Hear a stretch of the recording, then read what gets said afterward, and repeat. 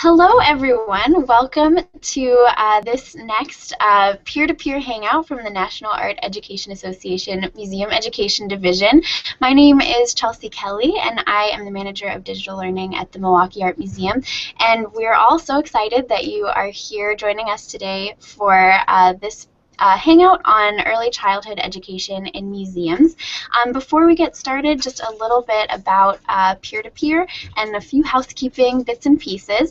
The Peer-to-Peer initiative was formed back in 2011 now as part of the development committee from the Museum Education Division to offer more resources and opportunities for connection and conversation throughout the year after and before the annual convention. So now the Peer-to-Peer initiative has grown to have monthly hangouts on the second Wednesday of the month at 1 p.m. Eastern Time, 10 a.m. Pacific, and 12 Central, which is my time zone. So we're thrilled you're here. Just so you all know, this event is being recorded, and you'll be able to access it on the Google Plus page for the NAEA Museum Education Division. And we also encourage you to use the Q&A feature to ask questions of our panel throughout the broadcast. So you can find that if you hover on your screen, there's an icon to the left that says Q&A. So just click that and we'll keep an eye on questions that are being asked throughout the presentation. So that's all from me. I'm going to turn it over to Sarah to get us started. Hello, we're so excited that you guys are here. And when we first started talking about this young children in museums, early childhood in museums, we realized that it was such a huge topic and there were so many directions we could take it in sort of an early childhood education 101, looking at greatest hits of museum programs. But what we really chose to focus on for today is what is learning in early childhood and how we as professionals can support it. And just to reiterate, we really do want your questions. We're going to be monitoring them real time, and then we'll try to make sure that anything we miss, we will have a chance to go back to at the end. And I just want to introduce our amazing panel for today. We have Carolyn, who is a TWOS teacher at the Smithsonian Early Enrichment Center, and she also has a lot of experience working with youth programs at art museums and fine art centers. So we're really glad to have her voice as a current classroom teacher. Melissa is at the Art Institute of Chicago, and she is the Teacher Programs Coordinator. So she develops and facilitates professional development for pre-K through 12 teachers. Meredith is an early childhood educator and a learning technologist in San Francisco. And then I run a company called Cabinet of Curiosities and try to bring together museums and early childhood professionals. And for today, I'm also speaking with the voice of a mom. I have a 2.5-year-old son, so I'm kind of bringing that perspective to it as well. And another interesting tie-in is that actually all of us have a connection to the Smithsonian Early Enrichment Center. And either currently, like Carolyn, or in the past, we were all classroom educators at one time. So we have a really strong connection to this topic. So that being said, we want to dive right in with a pretty big question, which is the idea of how do young children learn? And what are the benefits of teaching with and through the visual arts? And I have certainly seen this when I bring my son to the museums. He was probably about 1.5 years, and we went to the Hirshhorn. And there's a sculpture garden outside with a piece called Last Conversation Piece. And he looked at it for a minute and said, "Mama, they huggin'." And for him, that piece looked like they were hugging. But I've taken other children there who see an argument happening or pushing happening. And it's just a small example of the fact that children can really connect to the arts based on their own experience and sort of how they feel about them, just like a lot of adults can. But the really great thing is that it goes way beyond that. It goes beyond the idea of just how they emotionally react to the art and can really extend into other parts of their learning. And to speak to that, I want to introduce Carolyn to start us off. Hi, everybody. I'm so happy to be here today. Thanks for including me. So when we usually take our children to the museum, we're looking for exhibits where they can get really not only just personally involved, socially, emotionally, but also something that's interactive, something that they can play with and investigate, because that's really important to the learning process for young children, is being able to not only just look, but feel or sing, just involving all the different sensors that we have. So one example that I thought of is last year we spent some time studying the Nutcracker, and the kids were just so excited about the fantasy of the story. And then we went to visit Degas' Little Dancer. And for those of you who aren't familiar with the sculpture, it's not exactly life-size, but it's almost there. And we did a storytelling, and the kids just so focused, so intent to see Clara standing there right in front of their very eyes. And then we talked about dancing, and we would put on the Nutcracker, and the kids they would pose like the sculptures in the Degas exhibit, and then they would also just spend their time in the classroom, not just playing with free choices here and there, but just dancing and sort of seeing what each other could do, and kind of, can you lift your leg this way? What if you swing this way? And even using props, which was really cool, really exciting. And that's just one of the many examples of the fine motor skills that you can involve at the museum through artwork. Hi, everybody. I'm Meredith. So I'm really coming at this from the technology standpoint, which is, still definitely a new and developing field. And so thinking about how technology really helps support the way that children learn. And, right now I think that sheer excitement is a really valuable asset to technology. That, you walk into, whether be it a gallery, a grocery store, a post office, and the first thing the kids are drawn to is going to be whatever the technology is. And obviously this does not guarantee learning, but it's definitely a great starting place. And so really what it is for this age is that it's able to provide new information, new experiences, and bring new dimensions to maybe the familiar. Young children learn by connecting things they already know with things they don't know. And when you're introducing new things to them, it's, you may not even realize it, but probably the way that you introduce them is by relating it to something that they already know. And technology is so valuable for this, because they can be standing in front of something that they don't know. Maybe it's, an abstract Kandinsky, and it doesn't really look like anything, but by encouraging them to make the connection to something it does look like, you can pull it up on your phone, you can pull up the music that inspired the artist, you can pull up, other paintings by the artist, or, whether in that time period or a different time period. It's, and obviously these are things that you don't necessarily need technology for. You could, if you're looking at abstract art, you can have the colors and the shapes just cut out of paper. It doesn't have to be on an iPad or on a phone. But what's powerful about technology is that it's the just-in-time learning. It means that anyone, anywhere can access this and can create these experiences, without having to have a museum education department that's, labored over cutting out these things and laminating them so they last and putting them in special packets. It puts it really in the hands of the caregiver, the teacher, the parent, whomever wants to use it. Great. I'm excited to follow those 3 points as well, because I think what Sarah and Carolyn and Meredith all demonstrated is really the role that we have as educators to understand and respond to the learning styles and needs of our audience, whether you're working with babies or teenagers or adults, to really think about the way that they're taking in information and be able to respond to that in an appropriate manner. And so while our learning styles are going to continue to develop with age and experience and logic and socializing skills, in the early childhood audience, what we typically see, one of 4 learning styles. We can see children learning visually, so through seeing, auditory, through hearing, tactile through touch, which I know is part of what Carolyn was mentioning, and kinesthetic, so learning through doing and moving. And those last 2, tactile learning and kinesthetic learning, those can seem pretty scary to those of us in the museum setting, especially those of us in the art museum world. But by truly understanding how children are learning, we're improving our strategies as educators for how we can teach them. And the most obvious approaches to teaching with visual art in an art museum addresses visual learning styles, but teaching with visual art objects in and of themselves can support a broad spectrum of learning styles and needs. And it's really exciting doing this with early childhood audiences because they're already incredibly accomplished visual learners, even before they've mastered the human language or before they're able to read.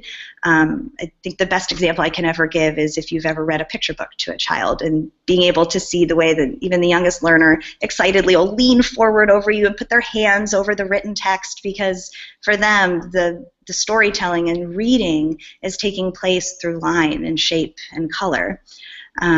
And it's exciting to see how sharing the art images with this group can improve on skills such as observation and recognition, interpretation, perception, self-expression, and whether it's in picture books or in the museum galleries, young children have the tools that they need to engage with visual art objects. And as we'll talk through, through our experiences and through what we know just through cognitive development as well, young infants are really interested in familiar images, whether it's of people or things that they see every day, while as young toddlers might enjoy those bright, colorful images that Meredith was just referring to as well, with shapes or objects that are discernible. But really, it's our role as educators to support this visual and cognitive development, and it's exciting that visual art images can do just that for us. Thank you. Yes, and I think the neat thing is that in all of these examples, the biggest thing is about the idea of making this learning tangible and how that can take a lot of forms. It can take the form of experiencing it and taking it back with them. It can take the form of in the classroom or in the technology that you might be carrying in your pocket or the things that you bring to the museum. And just before we move on, we have a question about technology. So Meredith, I'll have you maybe take the lead on that.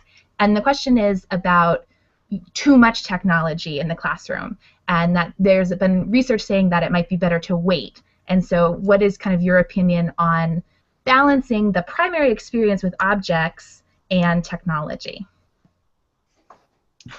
So yes, absolutely, and this is an ongoing conversation, and this is still very new. And I don't know if you saw, there was just recent research that came out basically that it's not necessarily about the age that you introduce technology, but about sort of how you're using the technology. So, sitting a 2-year-old in front of the television, for a long period of time alone, no, that's not developmentally appropriate, and that they're probably not getting very much out of it. But if you sit with your 2-year-old in front of the television for 15 minutes and and talk to them about what they're seeing and talk to them about what's going on, then that can be a meaningful experience. And so it's less about necessarily the quantity and actually just the quality. And so I definitely think that there needs to be a balance, and I especially think it's tricky in the early age group because I do think the real life experiences are more meaningful, playing with the real blocks as opposed to dragging blocks around on an iPad. I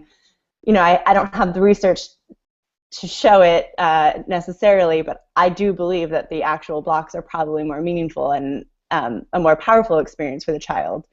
And so that's just to say that it's definitely a balance. But the reality is technology is here, and so it's more about how can we use this technology to our advantage and use this as a tool and not a babysitter.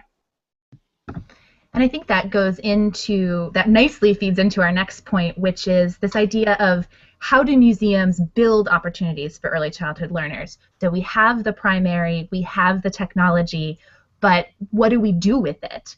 And Melissa, I know that you've seen this in action at your institution, so if you would lead us off on that.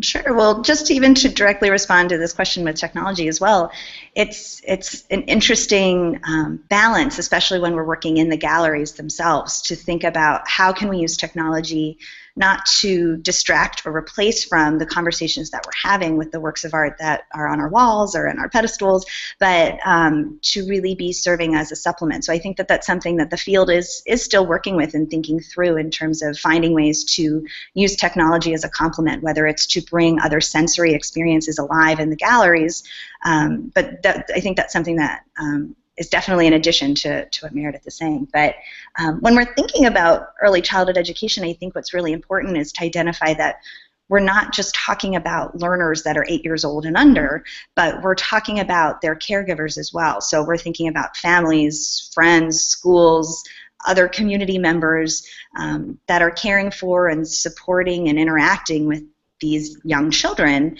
And museums play a really vital role in this relationship because they truly are partners in intergenerational community learning.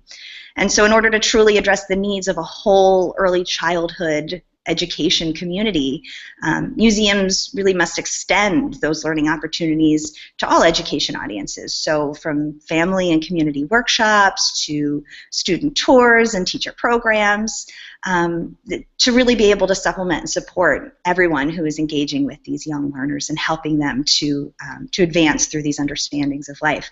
The very experience of going to an art museum is self-directed and experiential, and all of us who are museum educators know that you can have a content-rich experience by visiting just for half an hour in a day, or by spending a whole day at the museum, by looking at one work of art or 15 works of art. But in addition to programming specific opportunities for young learners, at the Art Institute of Chicago, we are able to create these moments of learning and self-directed learning through space, and particularly through the use of our family room, which is located in the modern wing in our Ryan Education Center. And this is really a space that supports that experiential learning because it's filled with picture books and interactive activities that not only reflect but complement the works that are up and in our galleries. And because of the location of this space at the entrance to the modern wing and right before ticketing, caregivers are able to utilize this both as a supplement to the learning in the galleries, but also as a learning experience in and of itself. Because the museum is truly a place where learners of all ages, but since we're talking about children, I'll say children here, young children, can make discoveries and connect with their curiosities and deepen their personal interests. And here at the Art Institute of Chicago, we have an encyclopedic and a contemporary collection, which to me, a gallery teacher, is just a dream come true. But that's a really daunting task for caregivers to think about which images are the best to select to work with young children. We don't have a Lexile system that says this is great for kids 2 through 4 and this is great for 7-year-olds. But rather we've supported early childhood learning through the development of resources that are accessible online or in-house that can allow caregivers to really think about questioning strategies and interactive activities that can support those visual learning skills that are happening while looking through works of art. So Melissa provided the perfect segue to sort of what I wanted to touch on, since I'm focusing on technology and the idea that obviously technology in the museum is a little bit tricky because there's sort of the financial aspect and the resources that go into developing sort of whatever technology piece you would have, be it an in-gallery app or just your website. But obviously your website is still a really valuable technological resource for you to use for engaging this audience. Simply having just the section on your website that's devoted to families with young children, showing them that they are welcome in your museum and sort of giving ideas for things that they can do once they visit. And I know that Sarah has said this many times to me and to other audiences, just knowing where the changing tables are, knowing where you can fit a stroller in the door. These are things that maybe you're not able to build out, a full app experience for your museum because it's, not financially reasonable or sustainable.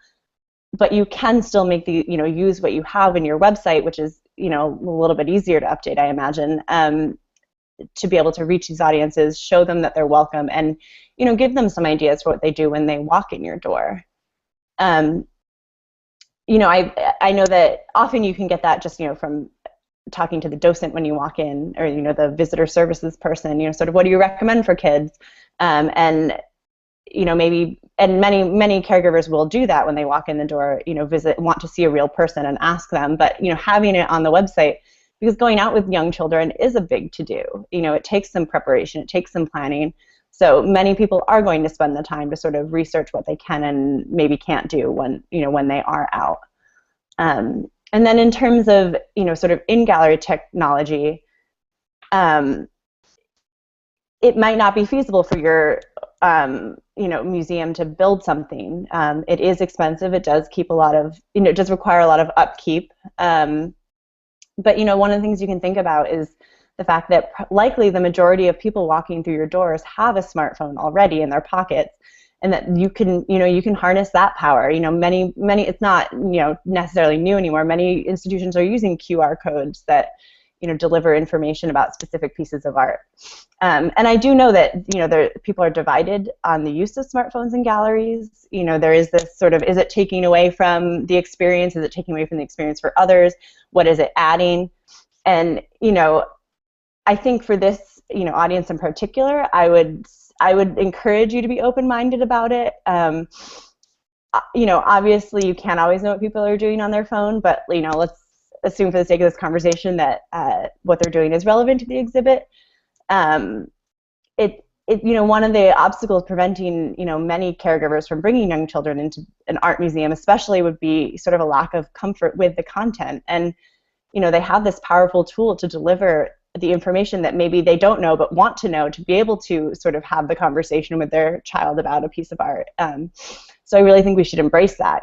Think about, kids really like to ask a lot of questions. Why? How did this happen? Who was this person? What is this person doing? Why are they doing that? Obviously, some adults feel comfortable with sort of making up answers or throwing the questions back at the kids, but for the caregivers that don't feel comfortable with that and want to have real answers for their kids, use the power of Google. Like it really can open doors for these people. Yeah, absolutely. So Carolyn, go ahead and take it away and give us some insight from the other side. All right. Well, I speak from the point of view as a teacher who does this every day, and I've also done it as a caregiver, as a nanny, and I've also witnessed caregivers and their children in the museums as well, doing a Smithsonian Early Enrichment weekend workshop. And I think the biggest, most daunting and scary thing is kind of, I think like you said before, like just talking to your kids. And some parents are comfortable with making things up, but it's not even a point of making things up. It's just, it's just such a beautiful opportunity for communication. And we use the pieces to communicate an amazing array of things. For one instance, it's a perspective. A lot of kids don't get the opportunity to kind of like have that fantasy play where you like go into a jungle and you find those paintings, those landscapes in the museum. Usually what we'll do is, for instance, one of our most wonderful experiences, we studied Peter Pan. We do a lot of fantasy study, but we connect it to real life science and English and all those sorts of connections. And we went to the Sparkly Tunnel, which is the tunnel that connects the east and west buildings between National Gallery.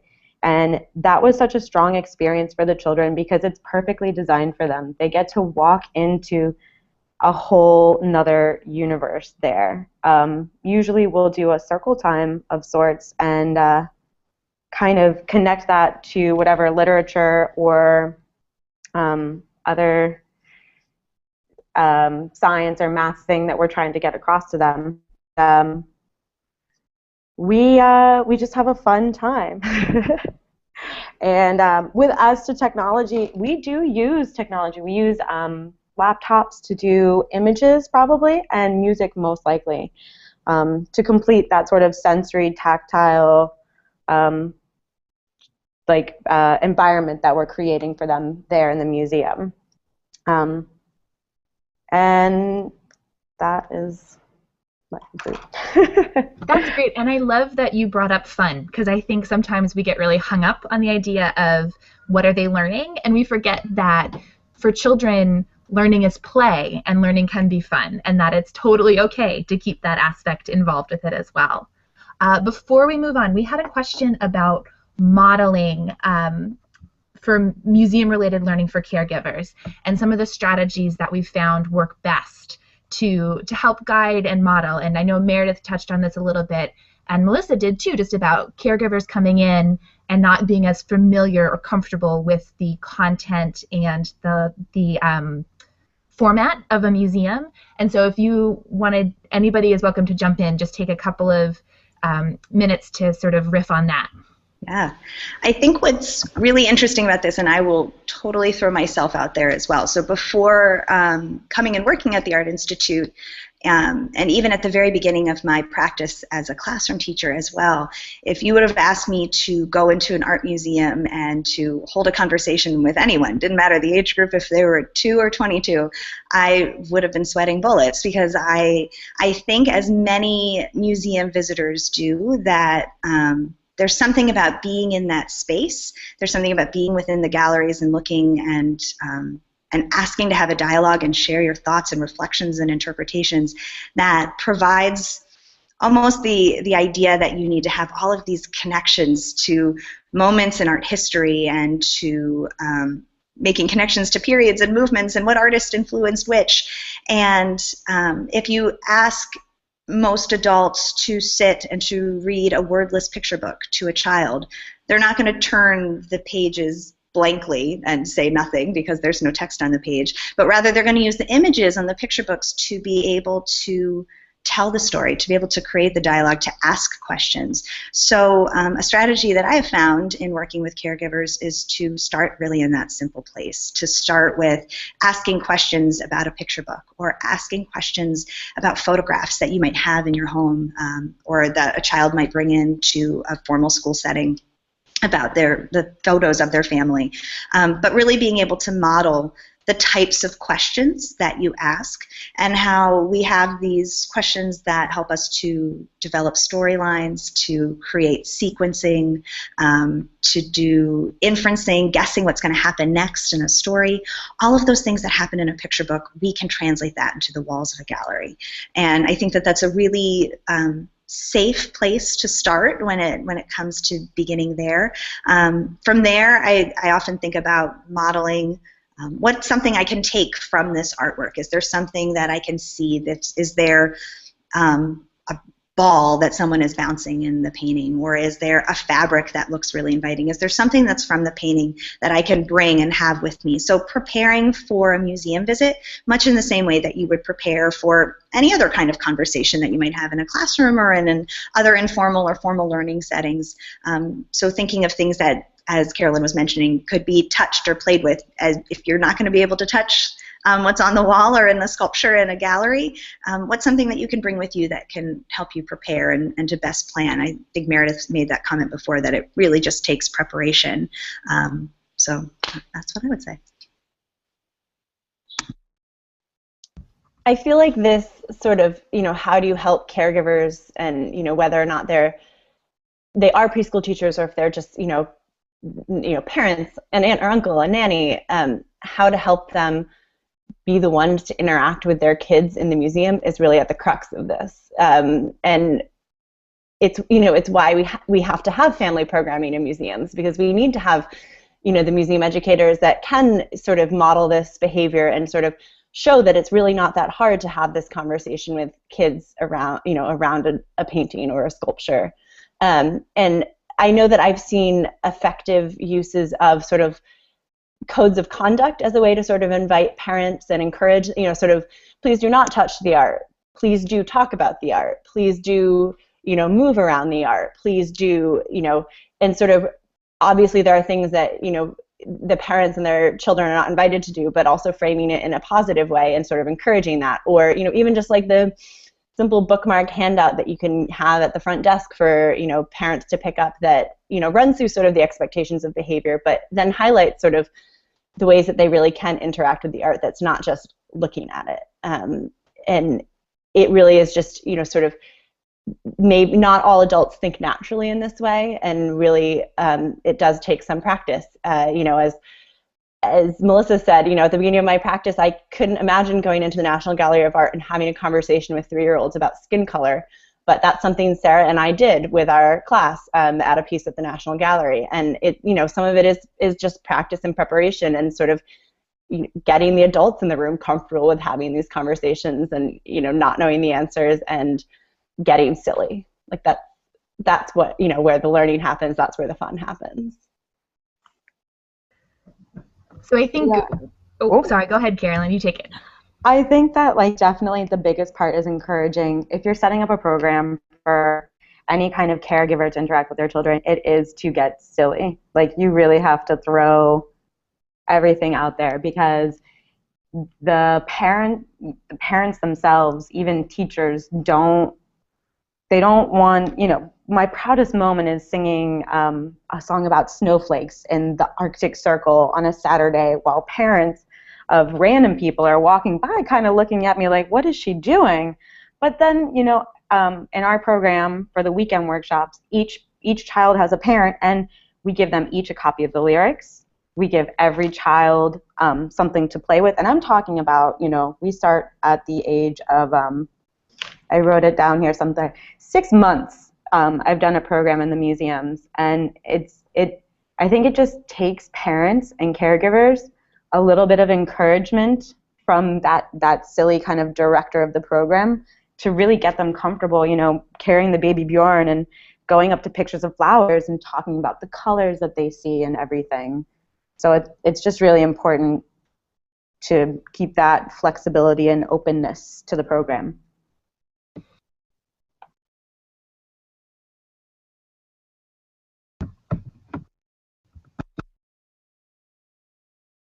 I was having trouble with my mute button, sorry. So I think that what you've seen is that these opportunities don't come without their challenges, and that some of them are things you might not think of right away. And Meredith touched on this. When I started bringing my son to the museum at about 8 weeks old, all the way up through now, it really became clear to me that the logistics and the frontline staff can sort of be one of the major challenges. If you have beautifully, wonderfully trained gallery educators, but your people who are selling the tickets and the security officers are intimidating and unfriendly, that can be really a turnoff for a parent walking in, and they can feel like this isn't a place for them and is not somewhere where they should go. And there was a question about how to foster parental involvement and get people to come as repeat visitors with their young children. And I think that one of the major things to do, obviously your content, your format, all of that is critical, but one of the major things you have to do is just think about the setup. Is it offered at 1 o'clock when most children are napping? Is it easy to get to your location? Is parking information clear? Even something as simple as your pricing structure. If you are at a museum that has a steep admission price, that can be a very tricky thing for a parent who knows that they're going to be there for at most about an hour. So is there something you can think about with your pricing structure? And then it really, really comes back to making sure that all of your frontline staff knows that this audience is welcome in your museum and has the tools for dealing with them. There was another question specifically talking about gallery teachers who maybe aren't as comfortable with facilitating with early childhood audiences, and how do you guide them? But this really qualifies for everyone who will be in your museum, because they're probably only feeling intimidated. It's not that they are there saying, oh, I don't want young kids here, but they're saying, how do I do my job of protecting the art and making sure other people are having a high quality experience when there's a whole bunch of 2-year-olds roaming the halls? And I think that one of the biggest things is making sure that they have an understanding about how children learn. Whether you can work with a local higher ed institution that has an early childhood department, or a local preschool that has really knowledgeable educators, giving them the tools for understanding what they can expect out of children, and what the caregivers are looking for when they come to the institution, that will go a long way to making them more feel comfortable. And then if you have a welcoming and opening environment, parents are going to want to come back. So that's really, for me as a parent, and also when I was teaching, the places we came back to are the ones we felt welcome in. And to do that, you need to make sure that your staff has the comfort level with this audience that they need. And I would say, tap your resources of people who know. Tap your preschool teachers. Get your local universities and colleges involved so that everyone feels like they have the training that's necessary. But there's also other challenges, of course, beyond those. And Carolyn, you've certainly taken children into many different settings. So what are some of the challenges for programming in an arts museum? Oh my goodness, they're not few and far between. They're something that you literally have to plan for and be flexible about. You know, sometimes we have to understand that we're going to go into the museum today and it might be a complete flop. But that doesn't mean that we shouldn't try again. You know, it's try again. And, you know, if one thing's not working, you know, we've had times in the past when we've gone in and we've just noticed that this lesson is not working. Let's revisit it next week. Let's bring along something for them to fiddle with in their hands. Let's bring along maybe another educator if possible to just help people kind of settle down. One of the biggest things that I think that kids gain when they go into a museum is museum etiquette. And that, you know, there's much to be said about just going into the museum with the kids and gaining that as a lesson. Like going in and saying, you can look at this, but you can't touch this. Or certain museums are more inviting to touch, but it's kind of like a self-restraint. And especially at 2, the kids are super eager to get all kinds of experience in at the museum. And you kind of have to tell them, you can do this or you can't do that. And it's amazing to watch them grow throughout this 1 year that I get to be with them. Another thing to think about with museum challenges is if you're designing a program especially, how accessible is the artwork to the kids? It's a big problem. It's very, you know, not enough people when they're designing spaces think, okay, my audience is adults, and there are so many technology resources even that my kids can't reach. And, you know, we have to lift them up one by one. So you might have to bring a footstool, especially if something's on a pedestal and you want them to see that. It's another way to remain flexible is just to try and see what pieces you can sit down in front of with your kid and kind of just take time and look at it from their angle, their perspective, to see what they see. And also there are those times when you make a big trip to the museum and the piece of artwork is not even on display. So you have this great project set up and you have all the materials with you and all the kids are super excited to see Andy Warhol's flowers at the Hirshhorn, but it's not there. So you just have to maintain that flexibility and find something and say, you know what, all right, that piece isn't there, but we'll find something else that is reminiscent of flowers and still do our lesson. And that's also where old school printouts come in super handy. You know, you can't speak more to the idea of something for a kid to hold and to look at. It also helps if they can't get their face close to the piece, to have it there and just be able to hold it in their hands. They'll become much more, they'll notice the details that you would never imagine if they have that in front of them. And last but not least, there's the potty schedule, which is always tricky. But that's another thing that you just have to remain flexible and just hope that you have enough people, and you just can't forget about those basic human needs. Like, what if a kid gets sick? What if that kid, I mean, some of our kids with special needs have actually felt extremely uncomfortable in gallery spaces because they can be too well, I don't want to say too well lit, but very open spaces can be hard for some kids. So you have to keep in mind, like, there are kids with special needs, and especially even if you're having a program on the weekend, if you're taking care of somebody else's kids and going to the museum, you just have to keep in mind that you might just have to pick it up and go or find some kind of comforting solution. Just remain flexible. That's all I can say.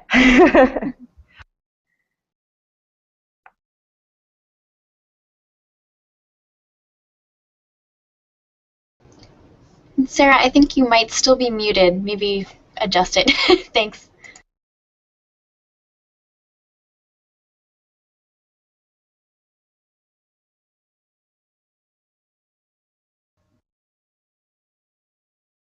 Unmute. Am I off mute now? No, I'm not off mute.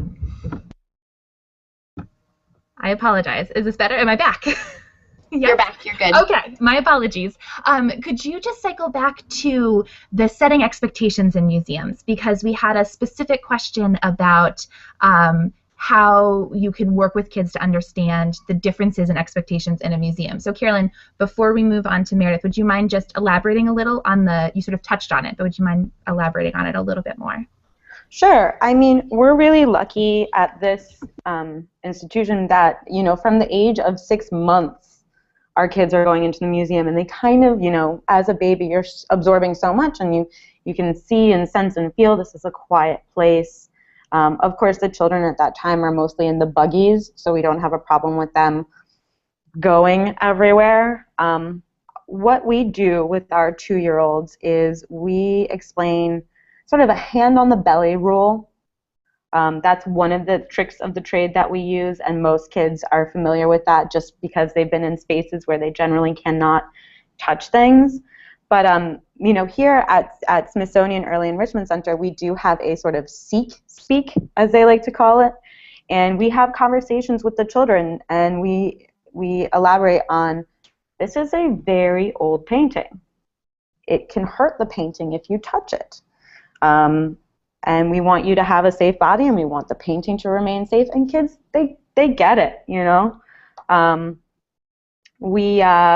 It's the same with having them remain in one place in the museum. We actually do a train.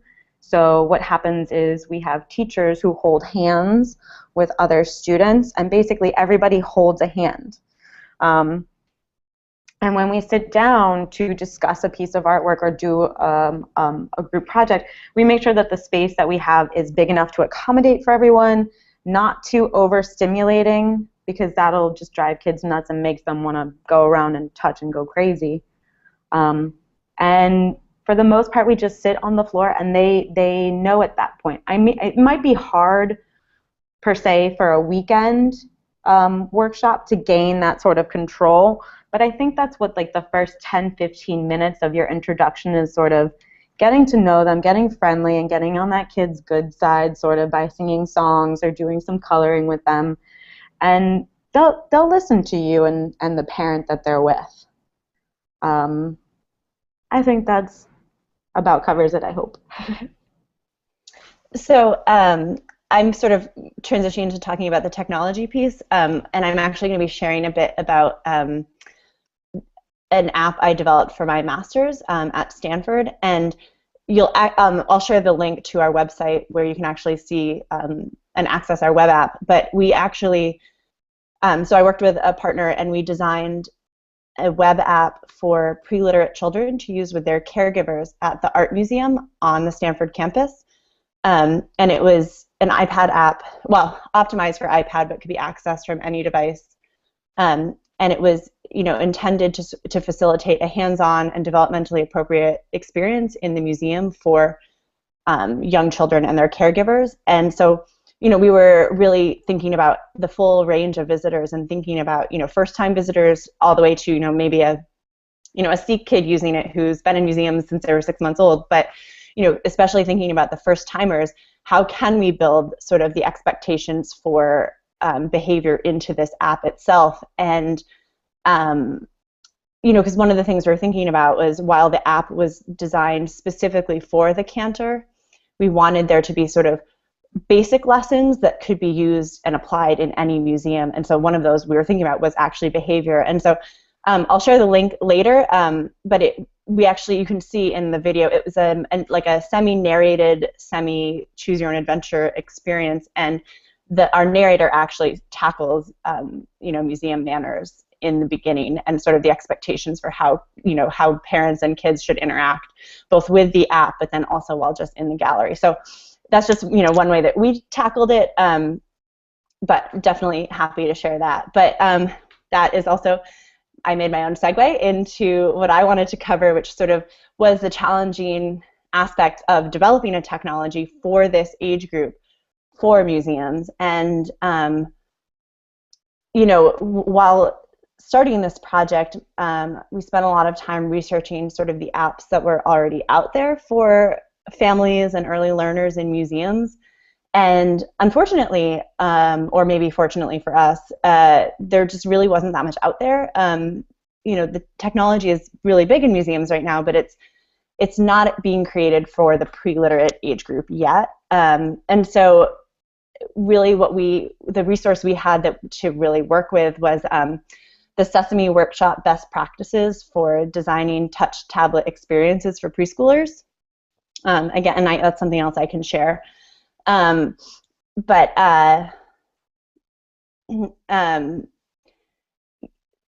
Sorry, just got distracted. But yeah, so there were obviously challenges for designing for this age group, and specifically the museum. You know, we really wanted to use the iPad as a joint experience, and you know, much of the sort of model for technology is sort of one child, one screen, and you know, or you know, in the museum you have headphones on, or you know, it's not a social experience, or it's just a child and the caregiver is sort of doing something else. You know, it's the technology as a babysitter. And we really wanted it to be a social, you know, conversational experience that the caregiver was having with their child. And so it was difficult. How do you balance sort of the needs of the museum and the needs of the other visitors with the needs of this audience that can't read? So, you know, we knew it had to have sound and it had to have a narrator. But we didn't want headphones. But you know, would it be bothersome to the other visitors if you know there is a child and their caregiver in a gallery, you know, with an iPad making noise?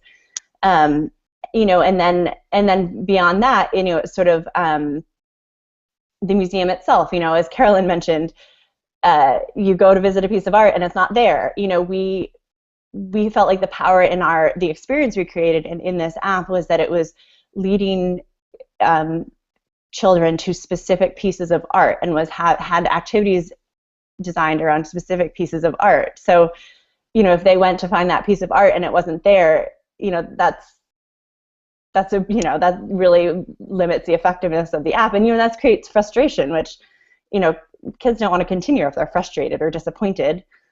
And so it was definitely challenging to sort of figure out this balance of, you know, what can we create that can be, you know, semi-permanent, that, you know, this experience can be used, you know, beyond just this month we've created it, you know, hopefully, you know, 6 months from now, a year from now, but without sort of losing sight of also, you know, just the museum has needs. They have pieces that they have to restore. They have other pieces coming in. So those are definitely challenges we dealt with. And then obviously the technology piece, you know, we're lucky the Cantor has Wi-Fi, but that Wi-Fi signal isn't strong in all of the galleries. And so, you know, for some of the pieces, some of the activities, you know, you needed to go back out into the central gallery to get the Wi-Fi again, to load the page, to be able to do the activity. So there were definitely a lot of challenges, both from the museum side and the tech side. Surprisingly, the you know, reaching the young audience was not one of the challenges. That seemed to be pretty okay. But it was, you know, these other moving pieces that made it a really big challenge. Yeah, and I think that, of course, the most important thing about a challenge is how you meet it and how you tackle it. And so looking at all of those pieces and figuring out what you needed to do to address them, whether it's dealing with kids new to a setting or a technology piece, is really critical. And we can really use those challenges as a way to shape programming to fit the audience needs. So Melissa is going to share a really successful example of this that she had about how can and does a museum act as a resource supporting young children and their caregivers? Sure. I think just generally the best way that I can think of a museum acting as a resource for early childhood audiences is, and for those who care for them, are to share ways in which these young learners are welcome. Welcome to learn, welcome to explore, welcome to interact with objects, or to interact around objects as well. So taking young children to an art museum can be challenging for any adult. And I remember when I was a classroom teacher taking a group of toddlers to an art gallery, and upon entering we heard a fellow museum patron who was saying, "Oh, they're so cute, but I wonder what they're doing here. They're too little." And I don't think that's a very uncommon thought. I think that the very atmosphere of the art museum, it seems to call for a mature patron who's able to quietly reflect. But not even all adults are able to learn in this style. So I think when it comes to to thinking about early childhood learning in museums. I think it is a way for us to influence our thinking of teaching in general in museums. It is to even respond to the comment earlier about working with gallery educators who are unfamiliar with this age group. I think it's about being open to ambiguity. I think it's being open to dialogue, to thinking more broadly about access, and to really understanding that a little preparation goes a long way. And yes, as Carolyn mentioned, that this is true for the young children themselves, but that it's also important for adults and caregivers to really reflect on that little bit of preparation as well. So through my role as the teacher programs coordinator here at the Art Institute, I've had the opportunity to support the early childhood audience through Educator professional development sessions and modeling interactive gallery activities. And one of the most influential ways we've been able to do this is by hosting a series of workshops intersecting the diverse world of picture books with the museum's rich art collection. And so in these workshops, we work with formal and informal educators. We work with some homeschool parents to think critically about picture books as a teaching tool and to stimulate young children's learning, their thinking, and by introducing thematic cross-curricular studies. And by offering this workshop, we're able to model the value we place on teaching through art objects, but we're also able to support our caregivers in how to hold a conversation with a work of art, something that we've been mentioning earlier in this dialogue as well. Additionally, my last example I'll give, because I know we're running short on time, is last fall we began an early childhood learning community. It was made up of parents and educators within the Chicagoland area, some that had attended programs before, some that had reached out to some of their friends and colleagues and wanted to join this group. And the group met regularly at the museum, and we discussed the learning needs of this early childhood audience and the goals of the caregivers that are serving them. And because it truly was a learning community, it wasn't something I designated goals for the group, so we thought about it together, and as a group we agreed to focus on collecting data that could help us find common themes between the museums and the learning community's goals to define what a successful interaction with a work of art and young children could look like. Some of those themes, I'm going to be happy to share those. I know that we're going to be able to share some resources after this Hangout. We had a lot of qualitative data, but some of the themes that really stood out is that this group in particular was really interested in the notion of the museum as a resource, whether it's for teachers as learners themselves, for early learners and their families, or for the idea of going on a field trip or having a school visit. Best practices in visual art and in early learning.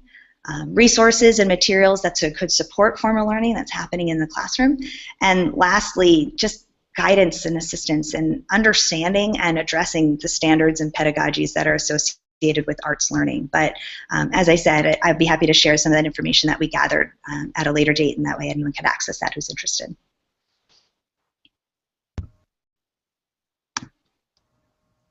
Thank you. And Carolyn, is there anything that you wanted to share as an educator about the way that the museum has served as a resource for you? The only thing that I can say is that we have a wonderful group here, the Center for Innovation and Early Learning. They help us connect with the museums a whole lot. Not everybody gets a group of such fabulous museum educators to consult with all of their classroom needs, but I think if you call up a museum or if you just speak to a docent, even when you're there, even if it's a casual weekend visit, the people there are more than happy to help you and think of ways for you to connect with the artwork. We have many different resources here at Seek, which I will be giving you a list of, and those tap on other ways. We usually just look at online databases to formulate our lessons, and that is how we use our lovely, lovely Smithsonian. Excellent. Well, as you have heard, we've repeated over and over again that we're going to have resources available, and after this Hangout, we're going to bring them all together and make the links available through the NAEA website. But we also wanted to share just a couple of opportunities that are coming up, or other ways that you can learn more about young learners and how museums can support them. There is a Yahoo group called Expanding Early Learning, and I'll include a link to that, and it's a listserv. of all educators, both on the classroom side and on the museum side, that are interested in working with young learners in informal settings. And so it's a great place to kind of throw out some questions and get some things answered. And also, if you're going to the American Alliance of Museums conference this year, we're going to be having a session on partnering with early childhood education centers and early childhood educators. So that'd be another place to get some information. And Melissa, I know, has... Yes. For those of you coming down to New Orleans in March, I have a session on Friday the 27th that is called Connecting Picture Books to an Art Museum's Collection.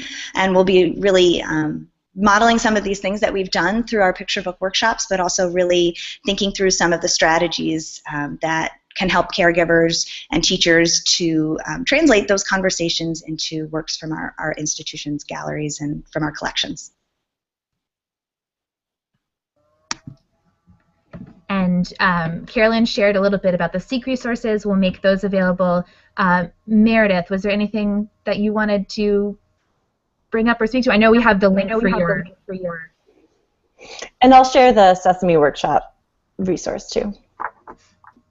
Excellent. Well, in the last 3 minutes or so, we're going to, we have just one or two other questions, and there's actually one that I was not familiar with, so I'm going to throw it out there and see if any of you were, which was, has anyone used the whole book approach developed by the Eric Carle's Museum of Picture Book Art? Yes.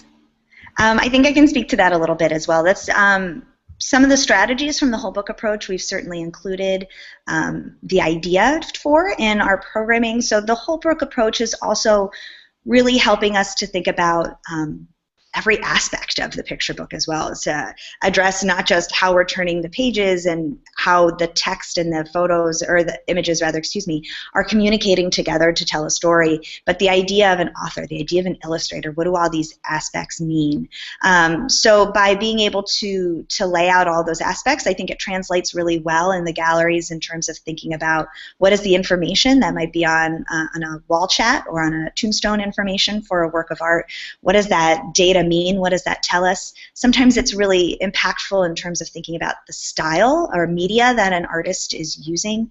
I know in the galleries I've brought with me, I've had it for years. I'm sure those of you I worked with at SEEK remember me having it. I used to have this old wooden palette that I've painted different styles of paint on. And to go into the galleries with a group, not just even young children, but even with adults, and to say, oh, this artist used gouache.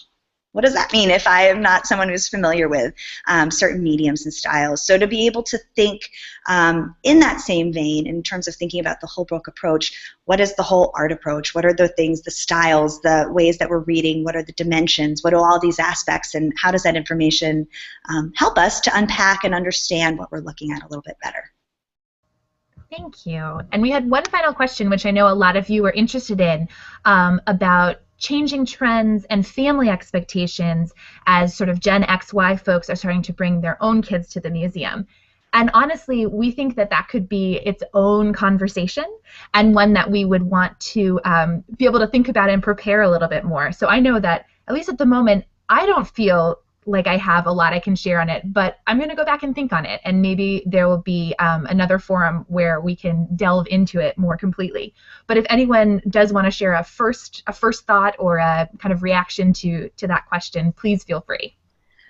I think just even a really cursory response on my end would just be, I think a change in thinking even of our family programming is just even the term intergenerational. I think that's something that's coming up in our field so strongly, so heavily, so quickly as of late. So I think the notion of really hands-on, interactive learning that's not just supporting the young child, not just having a young child coming to a program and adults sitting back on the side, but what are ways that we're supporting their interactivity together, the ways that we are modeling how that learning can continue and take place beyond the experience at the museum, whether it's in a workshop or in a gallery, or even just through something that's demonstrating a self-guide. So ways that we can extend that beyond would just be my really quick response to that. Thank you. Well, that is our time, and we're so grateful that you all are interested in this topic and we're here to share with us. And I know that I feel very lucky to have been able to have an ongoing dialogue with these wonderful educators. And if there's more things that you want to know about young children or more conversations you want to have, please let us know, because we could certainly go into this topic again on many different levels. Thank you so much, Sarah and all. That was a really wonderful, rich conversation.